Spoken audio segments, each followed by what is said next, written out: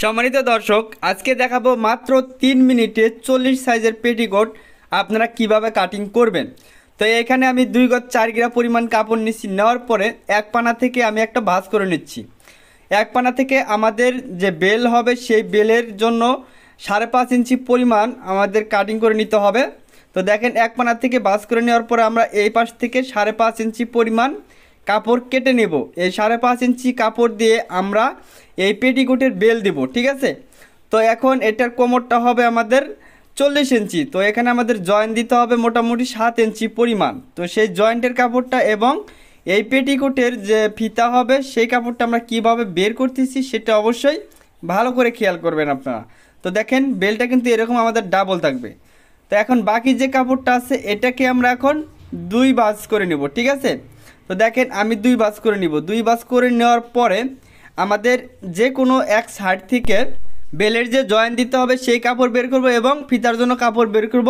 তো তার জন্য দেখেন 2 ভাঁজ করার পরে আপনারা এক সাইড থেকে 2.5 ইঞ্চি পরিমাণের কাপড় আপনারা কেটে রেখে দিবেন। এটা দিয়ে বেলে জয়েন্ট দিব এবং ফিতা তৈরি করব, খেয়াল করেন। আর যদি আপনারা বলেন যে ঘের কম হবে, যদি এই বেলের কাপড় যদি না কাটেন, তো তার জন্য অবশ্যই 2 গিরা কাপড় আপনারা বেশি নেবেন, তাহলে আর এই কাপড়টা কাটিং করতে হবে না। এরপরে আপনারা 4 পার্ট করে নেবেন। আমি 4 পার্ট করে নিলাম এখানে। তো এবার দেখেন 2 সাইড থেকে কিন্তু আমাদের কাটিং করতে হবে, যে কোনো এক সাইড থেকে কাটলে হবে না। তো আমরা এই সাইড থেকে 40 সাইজের যদি পেটিকোট হয় তাহলে 6.5 ইঞ্চি নিব।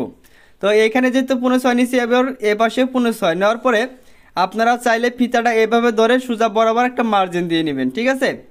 আর যদি এভাবে করতে না চান তাহলে এখানে ধরে ওই মাথায় ধরে একটু উঁচা করে বাঁকা হয়ে গেলে আপনারা এখানে কাটিং করে নেবেন। তো আবারও বলতেছি, 40 সাইজের যদি পেটিকোট কাটিং করেন সেলাই মার্জিন সহকারে আপনারা 6.5 ইঞ্চি নেবেন, অর্থাৎ 6 ইঞ্চির 2 পয়েন্ট কম নেবেন, ঠিক আছে।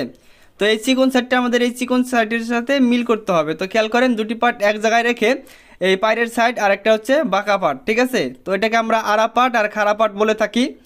তো এই যে বাঁকা পার্ট আর একটা হচ্ছে সোজা পার্ট এক জায়গায় করে নিয়ে সেলাই দিবেন, তাহলে আর পেটিকোটের 2 সাইড ঝুলে যাবে না।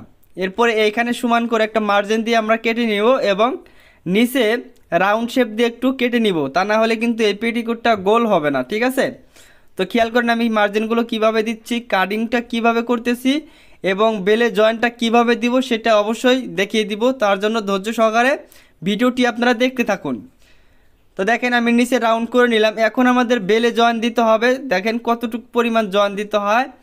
আমরা এই পার্টগুলো কাটিং করছি 6.5 ইঞ্চি। যাদের 40 ইঞ্চি কোমর হবে তারা 6.5 ইঞ্চি নিয়ে কাটিং করবেন। আরেকটা সহজ হিসাব, যার যতটুকু কোমর হবে সেখানে 4 ইঞ্চি যোগ করে 8 দিয়ে ভাগ দিবেন। দেওয়ার পরে যেটা আসবে সেটা নিয়ে আপনারা কাটিং করে নেবেন, তাহলে আপনাদের কাজগুলো অ্যাকুরেট হবে সেলাই করার পর। তো এটা হচ্ছে আমাদের বেলের জয়েন্টের কাপড়টা আমরা কেটে নিচ্ছি, জয়েন্ট দিয়ে আমরা সেলাই করে নিব, বাকি কাপড়টাতে ফিতা তৈরি করব। ভিডিওটি ভালো লাগলে লাইক করবেন এবং চ্যানেলে নতুন হয়ে থাকলে অবশ্যই সাবস্ক্রাইব করবেন, পাশে থাকা বেল বাটন